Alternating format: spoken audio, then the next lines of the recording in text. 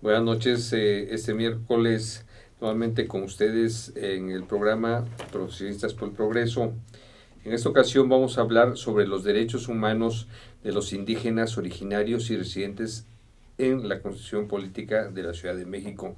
Para este tema y nos acompaña Filemón Bravo Holguín, quien es ingeniero químico industrial, egresado del Instituto Politécnico Nacional con maestría en Ingeniería Ambiental en la Escuela Superior de Ingeniería y Arquitectura del mismo Politécnico. Ha realizado algunos diplomados, como por ejemplo en Educación Bilingüe y Derechos Indígenas en la Universidad Pedagógica Nacional, o la defensa del derecho de la consulta de los pueblos indígenas en la Universidad Iberoamericana. Dentro de algunas otras actividades ha sido profesor investigador en la sección de estudios de posgrado de la Escuela Superior de Ingeniería y Arquitectura, coordinador de investigación de la sección de estudios de posgrado de la misma escuela, presidente de la Comisión Nacional de Vigilancia de la Confederación de Pueblos Indígenas y es presidente del Consejo de Unidad Étnica de la Ciudad de México, fundador y presidente de Alianza Nacional Indígena y Campesina y consejero de Equidad de los Pueblos Indígenas y Comunidades Étnicas del Gobierno del Distrito Federal. Bienvenido, mi estimado Filemón Bravo Holguín. Bueno, para entrar en materia, vamos a definir cómo podríamos saber cuando es un pueblo, un indígena originarios, cómo se puede definir y hablaremos de los derechos humanos dentro de la Constitución Política de la Ciudad de México que está por realizarse. Bien, muchas gracias, mi estimado Marco Antonio. Buenas noches a ti y a tu auditorio. Gracias. Agradezco el espacio que nos permites y creo que es el momento oportuno para que nos aboquemos a ver de qué manera la participación de los indígenas se verán incluidos dentro de un nuevo documento, dentro de una Carta Magna que está en proceso de construcción y que regirá los destinos de nuestra ciudad, toda vez que en principio para la Ciudad de México es un caso inédito, sin precedente en lo que se refiere a que se convierte a raíz de la reforma del Estado en una nueva entidad. Y digo que es inédito porque si bien ya han existido dos territorios que se han convertido en una entidad federal anteriormente, creo que el Distrito Federal en esta ocasión ofrece circunstancias y características muy especiales. ¿Te refieres a Baja California y a Quintana Roo? Así es, efectivamente, y creo que pues fueron casos y son casos muy distintos, ya que en el caso del Distrito Federal pues existe una población significativa de pueblos y barrios originarios que ya persistían pues desde antes de la conquista y que hay rasgos muy significativos en materia de población, ya que pues si bien sabemos o recordamos, existen 143 pueblos y 171 barrios originarios. Estaremos hablando del Valle de México. Así es, aparte de los indígenas residentes que andan en el orden de 500,000 personas. Eso sí, es. Entonces, esos migrantes, digamos, esos 500,000. Son migrantes que provienen del interior de la República y esto hace que finalmente la Ciudad de México, que es una ciudad cosmopolita, pues prácticamente se conforme con una presencia multicultural, multilingüe, que pues no debemos nosotros soslayar su presencia, y creo que en este documento tan significativo pues debe contemplar, además de su presencia, los derechos, porque creo que aunque podríamos decir que pocos saben, la Ciudad de México en materia de derechos humanos se considera como una de las ciudades más avanzadas en materia de derechos humanos, toda vez que cuenta con documentos que rigen la defensa y garantizan los derechos de varios sectores de la sociedad.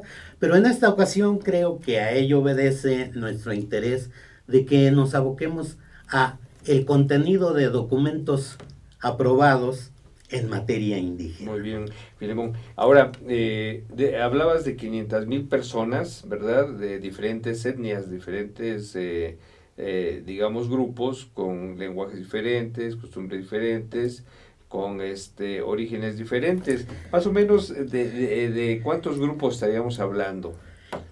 No existe un censo, un directorio Ajá. que nos precise esta situación de cuántos somos. Incluso a lo mejor más adelante podremos ver lo que representa el hecho de que el gobierno y algunas autoridades manejan cifras oscilatorias y muy contrastantes, porque mientras a algunas les es fácil hablar de una población de 100,000, pues hay algunos otros, porque es conveniente comentar que en la Gaceta Última que emite el gobierno del Distrito Federal habla de 1,539,355 indígenas residentes, ¿de acuerdo? Eso es. Exclusivamente.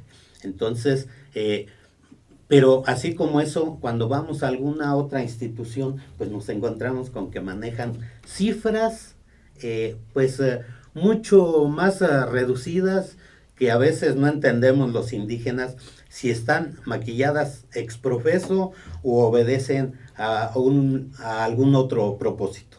Eso es. La diversidad es de todo el país. Se caracteriza aquí dentro de lo identificado, se sabe que se practican un promedio de 57 de las 62 lenguas oficiales reconocidas en nuestro país. 57 se encuentran asentadas o se utilizan en su diálogo, en su intercambio en esta ciudad capital. Muy bien. Ahora, como tú bien mencionaste hace un momentito, esta ciudad es cosmopolita y por lo cual es de una diversidad y una riqueza multicultural importante. Ahora, ¿cómo están integradas todas estas grupos realmente al desarrollo de la ciudad? ¿Aportan trabajo? ¿Aportan qué tipo de, digamos, de trabajo o de beneficio aportan a la ciudad? Aquí podríamos nosotros pues considerar que es multifactorial. Eso es. La razón por la cual los indígenas a veces somos excluidos. Sí. Hay una característica que creo que hay que asumirla. Hacia el interior de las organizaciones a veces caemos en el error de conducirnos de manera individualista. Yeah. Y esto hace que no logremos nosotros la unidad que pudiera representar una población de este orden, de esta magnitud, ¿verdad? Por una parte. Sin embargo, tampoco podemos soslayar nosotros el hecho de que, pues a veces hay políticas o actitudes sistémicas que hacen que estos grupos, este sector, se vea atomizado. Es decir, a veces como que es a propósito el hecho de disgregarlos de alguna forma. Y hay ejemplos latentes muy recientes. Del 2000 al 2006, el gobierno en turno tenía integrados a los indígenas a través de una figura jurídica que la denominaba Consejo de Consulta y Participación Indígena en el Distrito Federal, en el cual estaban inmersos tanto representantes de los originarios como de los propios residentes. Esto constituía una fuerza social unificada. Pero en el 2007, precisamente el 14 de febrero, se emite un acuerdo de creación del Consejo de Consejo de Consulta de los Pueblos Indígenas, exclusivamente para residentes. El 14 de febrero de 2007 y el 21 de marzo se emite otro acuerdo de creación para crear el Consejo de Pueblos y Barrios Originarios. La verdad, en algunos foros pues hemos manifestado nuestra inconformidad porque lejos de que tuviera alguna tendencia de fortalecimiento de este sector, pues de alguna manera como que vulnera esta unidad, porque pues pocos lo saben, pero a veces como que esa identidad que veníamos practicando hasta antes de estos acuerdos de segregación, pues creo que éramos un poco mejor reconocidos. En la actualidad, pues ya hay quien como que no se asume como originario y otros no se asumen como residentes. Y esto de alguna manera, pues como que conlleva a la escisión, que no sabemos si se había practicado o deliberado con anticipación. Entonces los originarios son los que siempre han permanecido en Los el Valle de México. aquí. En Valle de México. En el Valle de México. Y los residentes son aquellos que migran de diferentes partes del país. Del país, efectivamente, ¿no? Sí, del interior de la República. Y entonces esta división ha generado un poquito de, digamos, discrepancia en ciertos temas.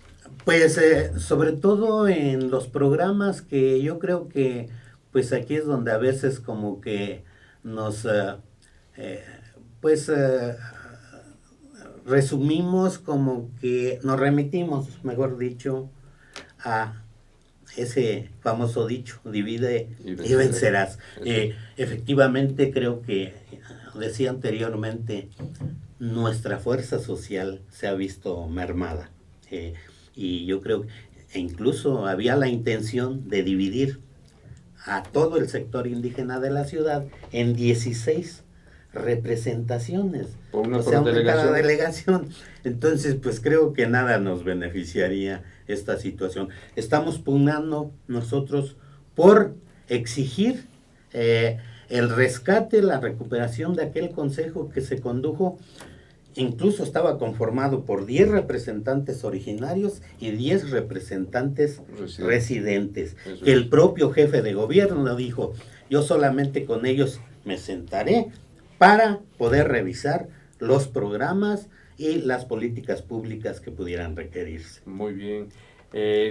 Filemón, vamos a ir a un corte y regresando podemos platicar de cómo en el esquema, en la estructura de gobierno, qué área es la que atiende a estos grupos, y tanto en el Ejecutivo, en la Jefatura de Gobierno, como en la Asamblea Legislativa. Podemos, regresando del corte, sí, platicar sobre el tema y cómo han estado coadyuvando para que todo esto se vaya dando. ¿Te parece bien? Claro que sí. Vamos a un corte y regresamos.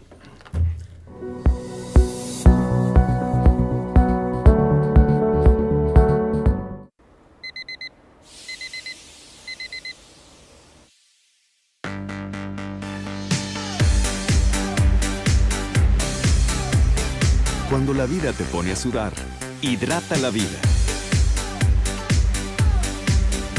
Electrolit, científicamente hidratante.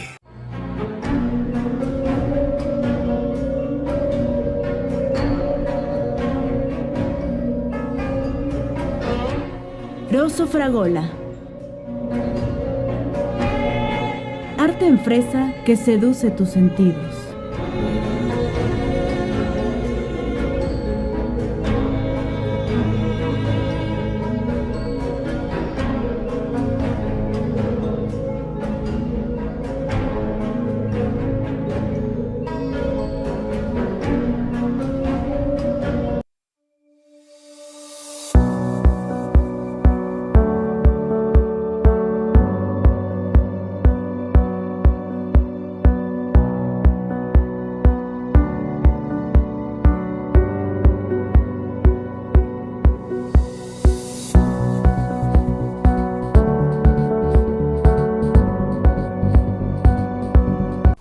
¿Y tú, conoces Astele? Astele es una televisora por internet con diferentes contenidos empresariales, emprendedores, deportivo, sociales, juveniles, infantiles. Nosotros somos Astele.tv.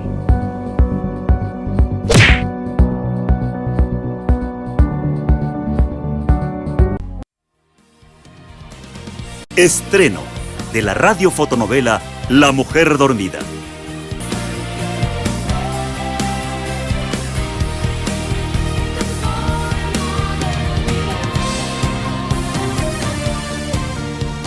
¿Será posible que una mirada transforme tu vida?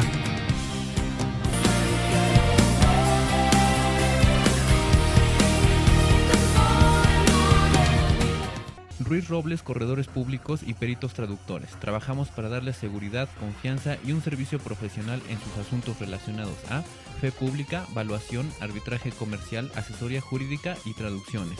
Para nosotros lo más importante es su satisfacción, brindándole además la asesoría jurídica necesaria en su negocio, con un equipo de profesionales capacitados para prevenir y resolver situaciones de riesgo en su empresa. Le aseguramos una asistencia profesional personalizada y humana a quien consideramos más importante, el cliente, porque las oportunidades pequeñas son el principio de las grandes empresas.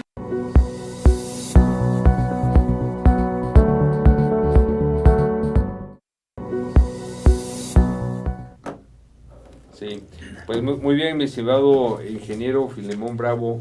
Holguín, como comentábamos antes del corte, ¿en qué estructura gubernamental están contemplados esos grupos que si podíamos definirlos como grupos vulnerables y cómo la Asamblea Legislativa también ha legislado o ha normado, digamos, la integración de estos grupos al resto de la ciudadanía? Bien, pues en principio yo a veces no acepto el término vulnerables, Sí. porque podríamos caer en el hecho de que por naturaleza lo somos, Sí. y creo que no. Yo siempre en algunos foros he mencionado de que es un concepto distinto el vulnerables con el vulnerados. Sí. Efectivamente las circunstancias y a veces las políticas nos han vulnerado. No sé cuál pudiera ser la intención, pero creo que todos estamos conscientes de que dentro del sector indígena hay gente muy destacada y con una formación académica, cultural e intelectual que pues está a la altura del resto de la sociedad. Entonces, desde esa perspectiva, yo diría que el término vulnerables a lo mejor no. Yo creo que nos han vuelto, ¿sí? A través de los programas que a veces no llegan a los destinos de beneficio y desarrollo de estos sectores. ¿Programas Ahora, sociales estamos hablando? Programas sociales del gobierno, Gubernamentales. sobre todo, Sí. sí. Y por la otra, efectivamente, nosotros estamos integrados en un comité, en un grupo de dirigentes, de representantes de las distintas organizaciones y de las distintas etnias. El gobierno del anterior Distrito Federal tiene conformado un consejo de consulta y equidad para los pueblos indígenas y comunidades étnicas. En la actualidad yo formo parte de ese consejo en la etnia otomí. Uh-huh. Y somos 40 representantes en el Distrito Federal y prácticamente coordinamos trabajos entre comillas, porque como hemos dicho, nosotros estamos adscritos a la Secretaría de Desarrollo Rural y Equidad para las Comunidades, CEDEREC, ¿sí? Que fue creado para ello, precisamente para procurar por el desarrollo de ellos. Pero pues a veces como que esas políticas que se implementan como que no se conducen de una manera transparente, porque pues resulta que quien dirige, quien preside este consejo, pues son las propias autoridades. Esto quiere decir que no existe la autonomía que debiera existir hacia el seno de los representantes de los grupos en las mismas organizaciones. Así es. Y por el otro, pues existe el Consejo de Pueblos y Barrios Originarios. Esto, aparte de que confunde, pues nuevamente converge en la cuestión de que finalmente estamos segregados. Hay dos consejos. A eso me refiero cuando digo vulnerables. Oye, ahora, dentro de la Asamblea Legislativa, ¿en qué comisión cae? En la comisión de... Hasta hace poco era Comisión de Asuntos Indígenas. Por, no sé, sugerencia de quién, adoptó una nomenclatura que ahora se llama la Comisión de pueblos y barrios originarios y comunidades indígenas residentes y atención a migrantes. Otro, como que punto que pudiera conllevar a otra situación, porque cuando nos sentamos los migrantes, los residentes y los originarios, pues prácticamente estamos hablando de tres figuras distintas. Entonces, pues hay quien dice, no, yo soy originario, no, pues yo soy residente, no soy originario ni soy migrante. Y el migrante, ¿y eso a dónde nos conlleva? Pues a que cada quien nos identifiquemos con un segmento, yo le llamo, todo lo que conforma el sector son segmentos, y que cada quien conformamos un segmento particular que nada abona nuestros intereses de desarrollo. Eso es. Pero ahí podríamos pensar que de esos tres grupos que mencionas, migrante, residente y originario, puede haber un factor común, un denominador común, que eso es lo que podría, digamos, unificar ciertos criterios. Indudablemente que, pues no es tan fácil, yo diría, por lo siguiente. No debemos olvidar que nuestra cosmovisión originaria nos hace que, aunque sí, todos practicamos usos, costumbres, tradiciones, etcétera, pero a veces no hay mucha coincidencia en ellos, y entonces nuestra cosmovisión pudiera diverger en ese sentido. Entonces, como que es difícil que nos pongamos de acuerdo. Nosotros quisimos instrumentar un mecanismo con el cual lograr la unidad, y que fue precisamente el impulso para la construcción y la promulgación de la ley indígena para el Distrito Federal, que solamente llegó hasta Comisión de Asuntos Indígenas. Ya no se sometió al Pleno y ahorita está en veremos. Creo que pues no sabemos cuál vaya a ser el final. Hay un documento que nos llevó año y medio, en la cual participamos gente representativa, se integró un comité de mecanismo para la elaboración de esa ley. Se sometió al Pleno después de año y medio, y creo que no sabemos ya cuál vaya a ser el destino. ¿Y cuáles, digamos, de esta ley que mencionas, cuáles, digamos, son los lineamientos generales o qué se busca con esta ley? Bueno, pues simplemente que exista un marco jurídico en el cual se vean protegidos y garantizados los derechos de los indígenas, porque para esto, mi querido Marco, creo que no debemos olvidar de que la Ciudad de México se caracteriza por ser una de las ciudades más avanzadas y progresistas en materia de derechos humanos. Incluso existe un programa de derechos humanos para el Distrito Federal que consta de 34 capítulos. De ellos, el capítulo 24, con 93 líneas de acción de las 1214 que tiene este programa, están exclusivamente para el sector indígena, que cubre 11 derechos, en donde está vivienda, en donde está salud, educación, derecho a la consulta, etcétera. Pero como siempre, ¿cuál es el problema por el cual los indígenas siguen padeciendo la discriminación, la exclusión? Bueno, pues simplemente de que no se respetan los acuerdos internacionales que obligan a cualquier autoridad de los países, de los estados que conforman todo este grupo, de respetarlos. Pero pues es muy difícil. Ese es precisamente el principal obstáculo al cual nos enfrentamos, de que la propia autoridad como que hace oídos sordos y no acata las disposiciones de estos órganos internacionales, como son la Organización Internacional del Trabajo en su convenio 169 y la Declaración Universal de la ONU en materia de derechos indígenas, que están muy claros y que dice que son obligados a respetar todo este contenido, este contexto en materia de derechos indígenas, ¿no? Y por la otra, mi querido Marco, fíjate que precisamente por ahí hay algunos estudios que han demostrado que muchos de los que ejercen la jurisprudencia, los propios jueces, muchos de ellos no están actualizados en materia de los acuerdos, de los tratados internacionales que rigen a nivel mundial en varios países como el nuestro. Entonces, pues como que es difícil que nosotros podamos aceptar que en un juicio, en un dictamen que tengan que emitir, pues a veces nos apegamos exclusivamente a la normatividad interna y como que no hacemos caso de los acuerdos que han sido firmados por el Estado mexicano, ¿sí?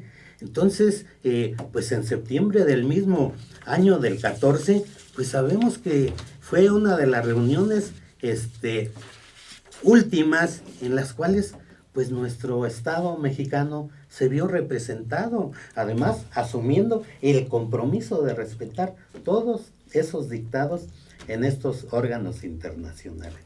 Entonces, pues como que navegamos a contracorriente y ese es el principal obstáculo. Pero volvemos a lo mismo, yo como decía, tenemos un programa de derechos humanos en el cual estamos integrados en un capítulo 24 que es envidiable, es uno de los más avanzados a nivel mundial.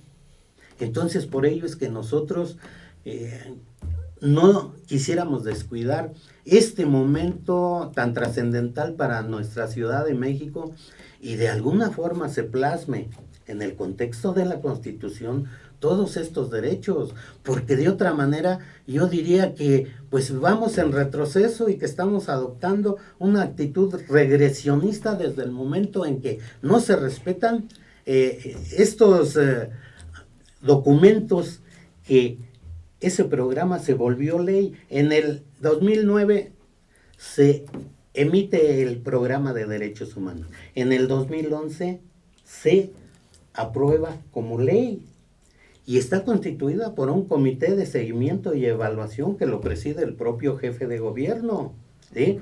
Afortunadamente, y se caracteriza porque fue elaborado con la participación mayoritaria de la sociedad civil. Solo 3 representantes de gobierno, podríamos decir, están integrados ahí. El jefe de gobierno, la Asamblea Legislativa y el Tribunal de Justicia, ¿sí? Como autoridad. Las demás son académicos, las demás son representantes de organizaciones civiles. Entonces, si tenemos documentos de vanguardia en ese tipo, ¿se requeriría únicamente voluntad política para hacerlos cumplir? ¿Eso es todo lo que se requiere o qué se requiere? Definitivamente, yo lo he externado en varias reuniones de que pues yo lo podría atribuir a la falta de voluntad política y que cada quien asuma su responsabilidad. Nosotros tenemos confianza en que la doctora Perla Gómez, que lo ha expresado en varias entrevistas, de que ella no permitirá que algunos documentos preliminares a la ley indígena o a la constitución política ya estén de alguna manera considerados, aprobados y que siente ella que el día que se haga a un lado este tipo de documentos, pues prácticamente entonces todo ese trabajo que se dedicó a la elaboración de un documento que es de vanguardia no solo para nuestro país, para muchos otros países y que lo reconocen como uno de los más avanzados a nivel mundial, de que en esta ocasión que hay la oportunidad de considerarlo en un documento de esta naturaleza, pues no se considere, ¿sí? Eso es. Ahora, quisiera un poquito referirme a derechos como tales. Bueno, no se supone, aquí en América pues había, como tú dices, pueblos originarios antes de las invasiones, de la colonización, de la conquista. Entonces podríamos pensar que ese es un derecho inalienable, un derecho de origen, vamos a llamarlo, de todos estos pueblos que eran los dueños de la tierra en su momento, eran los dueños de todo lo que en su espacio estaba, ¿verdad? Y después de eso pues ya vino toda un proceso también del tema del mestizaje y cosas por el estilo. Y esto ha derivado también en migraciones de otras latitudes. Entonces, ¿esto no se puede convertir de pronto en una lucha de poder? Pues creo que a veces con justa razón los pueblos originarios que andan del orden del 50% de territorio, realmente están indignados, porque creo que no obstante el que ya de por sí el avance de los megaproyectos les están mermando territorio, pues ahora con estos intentos de privatización de un documento de esta naturaleza, pues creo que avanzaría mucho más el hecho de urbanizar estos terrenos. Por eso es que decía que para mí la Ciudad de México ofrece características muy especiales, porque son los pueblos originarios los dueños casi de la mitad del territorio de esta ciudad. Entonces, pues ellos están defendiendo pues su vocación agrícola, forestal, y pues yo creo que todos estamos inmersos ahí, porque de alguna forma la preservación de estas áreas debe tener un significado a futuro muy invaluable. Entonces, en la medida en que pues el gobierno voltea a ver y conceda esos derechos que ya de por sí le corresponden, yo creo que será un avance muy significativo en el contexto de esta nueva Constitución. Muy bien, Filemón, vamos al segundo corte, y regresando quisiéramos poder platicar contigo, que nos des luces en lo referente al tema de, por ejemplo, tú eres residente de la delegación Benito Juárez, una de las delegaciones con mayores servicios, mayor nivel de vida, cómo en este contraste que se da a veces se pueden integrar todos estos grupos, y tú qué estarías proponiendo también para el tema de la legislación de lo que va a ser la Constitución de la Ciudad de México. Muy Regresando bien, lo comentamos. Claro que sí. Muy bien. Gracias. Vamos a un corte.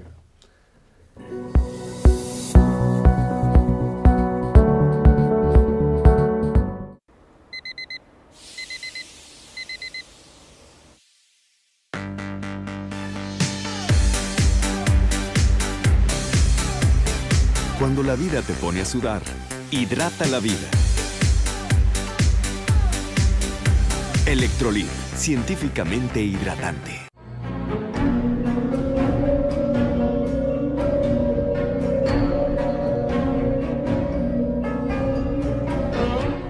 Rosso Fragola. Arte en fresa que seduce tus sentidos.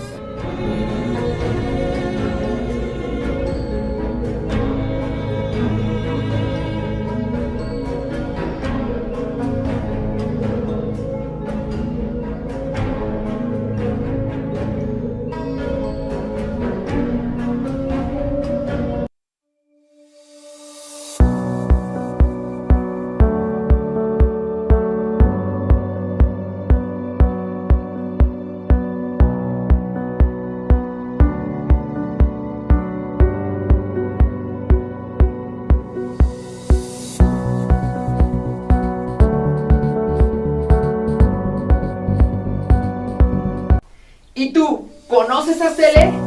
Aztele es una televisora por internet con diferentes contenidos empresariales, emprendedores, deportivo, sociales, juveniles, infantiles. Nosotros somos Aztele.tv.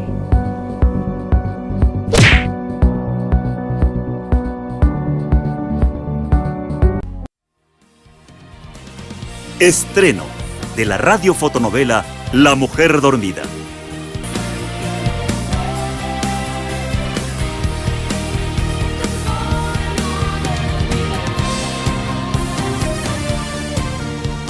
¿Será posible que una mirada transforme tu vida?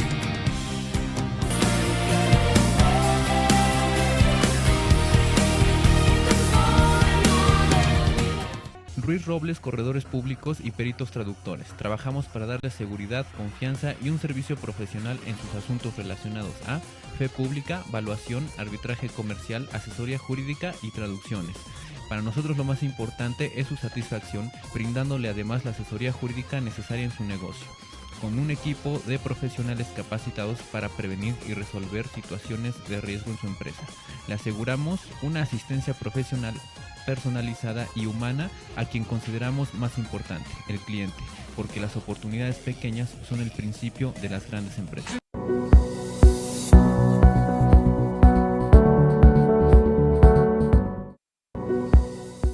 Muy bien, Filemón, pues regresamos a tratar este interesante tema sobre los derechos humanos de los indígenas originarios y residentes. Comentábamos hace un momentito que tú eres secretario de Indígenas y Campesinos del Comité Ejecutivo Delegacional de Morena en Benito Juárez. La delegación de las más desarrolladas, ¿cómo percibe, cómo prevé cuántos grupos podemos identificar en esta zona y cómo se integran a la vida? Bueno, en principio hay que reconocer que pues esta delegación creo que se caracteriza por un nivel socioeconómico pues un poco medio o alto. Esto significa que a lo mejor la presencia indígena de residentes pues es muy relativa, ¿sí? Excepto los que ejercen alguna actividad que pues también hay que reconocer, muchos miembros de este sector pues ejercen su trabajo en el servicio doméstico, ¿sí? Y entonces yo diría que en materia de residentes y algunos en el comercio.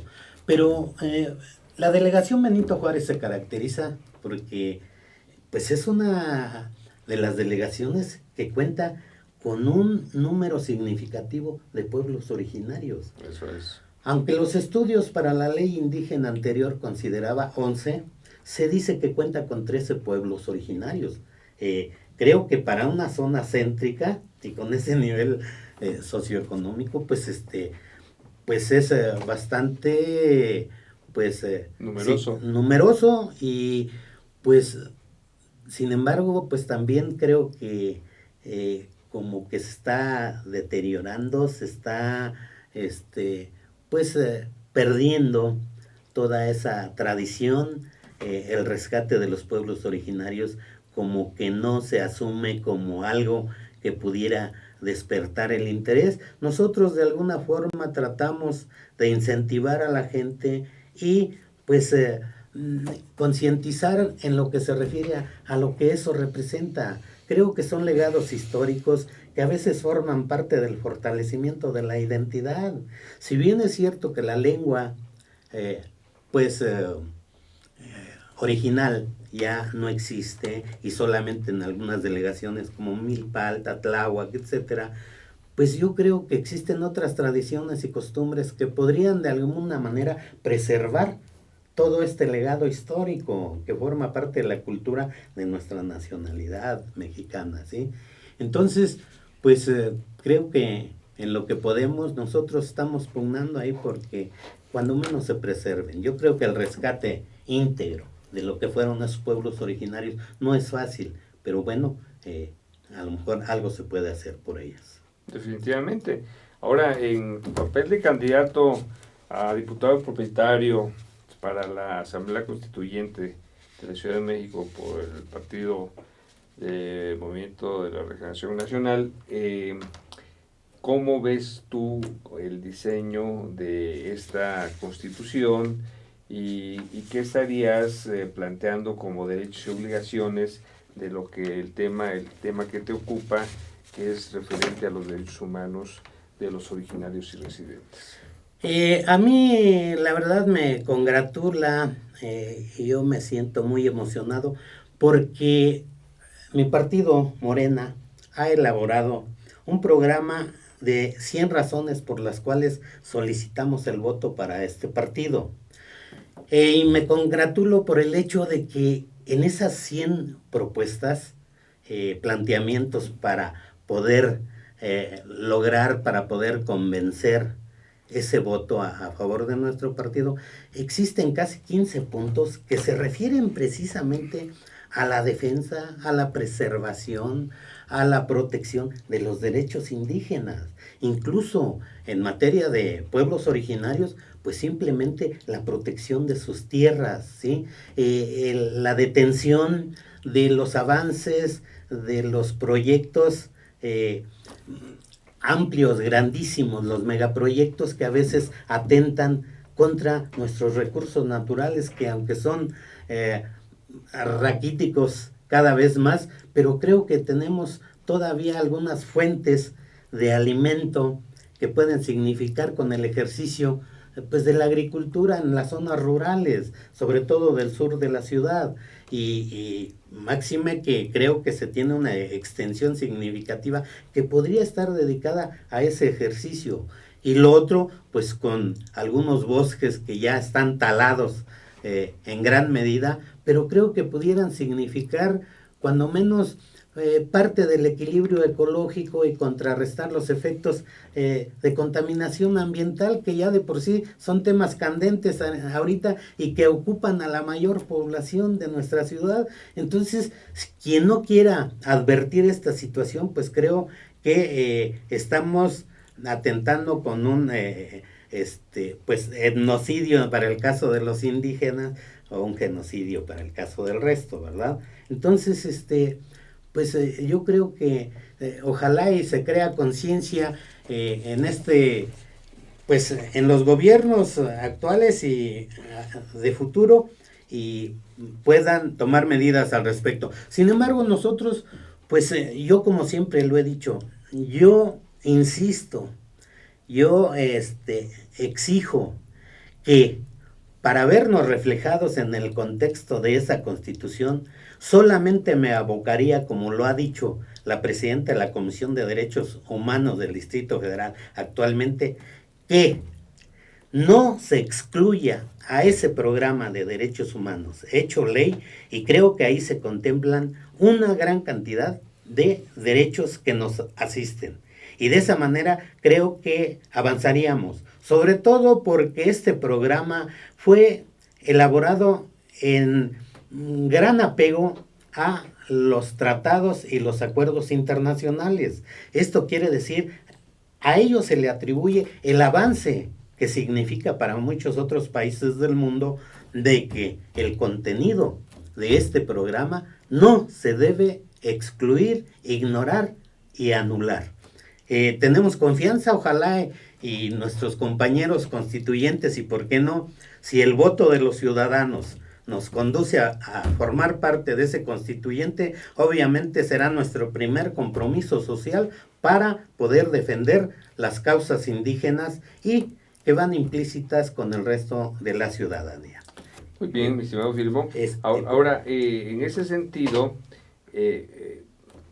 tomando en cuenta esta ley que todavía no llega al Pleno y todavía no se discute y mucho menos se aprueba, ese es ya un trabajo muy elaborado y de mucho tiempo, ya un trabajo previo, sí, que se pudiera vincular esta ley a la Constitución y de alguna manera, pues ahí matar dos pájaros de un tiro, ¿no?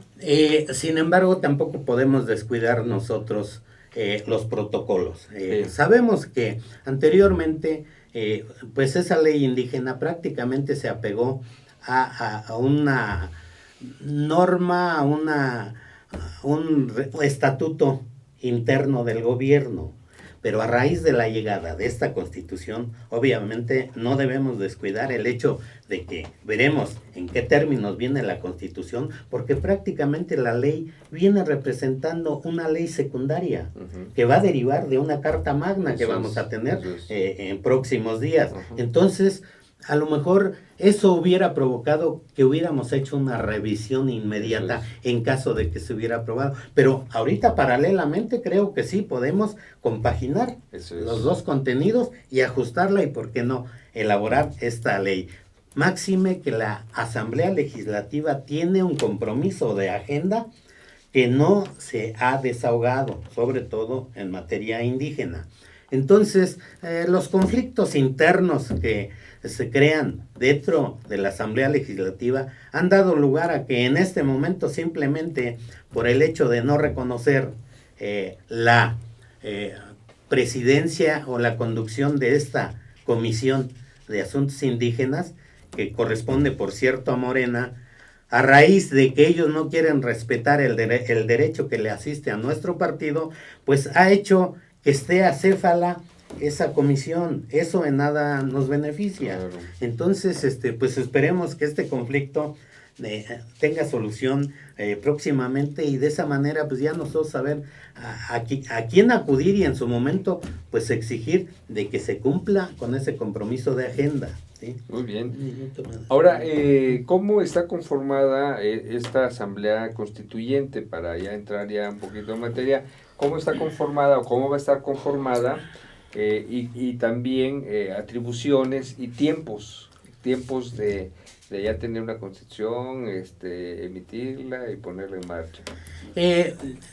Para mí en lo particular no es extraño la forma, los procedimientos, la cuestión procedimental para constituir esta asamblea. Eso ya lo vivimos en la ley indígena. Sí. Nosotros, los representantes autónomos e independientes, vivimos una situación en donde ya de entrada nos impusieron a un número significativo de representantes del gobierno que iban a participar en la elaboración de esa ley.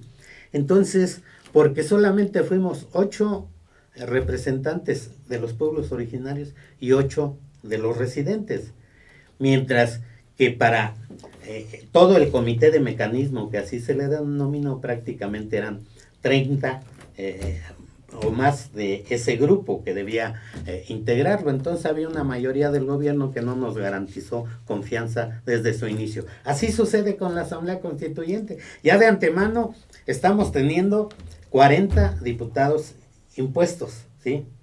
Que son 18 del Senado, 18 de la Cámara de Diputados, ¿sí? 6 del gobierno local y 6 del gobierno federal, ¿sí? Entonces, creo que desde ahí ya vemos que estamos con una gran desventaja. Los 60 restantes, pues obviamente serán los que se sometan a una legitimación a través de la elección que se avecina. Pero pues creo que sí es preocupante, porque finalmente no se abrió transparentemente a la participación ciudadana, y de esta forma creo que pues vamos a vivir ya una anticipación con constituyentes impuestos, constituyentes de dedazo. Muy mal. Pero bueno, hay que dar la lucha, ¿no? Dentro de la asamblea. Correcto. Pues yo quisiera pues nada más Sí. agregar algo. Sí, adelante. Creo que sabes perfectamente que yo soy un indígena de nacimiento, pero también soy un politécnico De corazón. a ultranza, ¿no? Sí. Entonces, es por ello que yo, para los indígenas, pues solamente les prometo, si es que nos integramos a la constituyente, de ofrecer una ciudad con identidad. Y, por el lado de los politécnicos, una ciudad con una técnica a su servicio, servicio de la Ciudad de México. Pues muchas gracias, mi señor Filemón, te agradecemos tu tiempo, tus luces en este tema que muchas veces no es conocido de todos, y te damos un reconocimiento, ¿verdad?, por tu participación en esta actividad, y pues esperemos que una vez que haya ya elaborado el trabajo sobre la Constitución, pues podamos platicar de las experiencias, de los resultados, si fueron los que se esperaban, si no, y eso ya lo podemos platicar en otra ocasión, si te parece, Filemón. No, pues con mucho ¿Sí? gusto. Nuevamente agradezco a la empresa y todo el equipo que conforma pues este trabajo Sí. tan arduo, y deseo el mejor de los éxitos. Y a ustedes buenas noches, nos vemos el próximo miércoles de 8 a 9 en www.astl.tv. Cualquier comentario, cualquier mención, cualquier mensaje nos lo pueden mandar a egresadosipn@gmail.com. Buenas noches y hasta luego. Gracias, mi querido. Vámonos, mi estimado Fujimori, porque aquí a las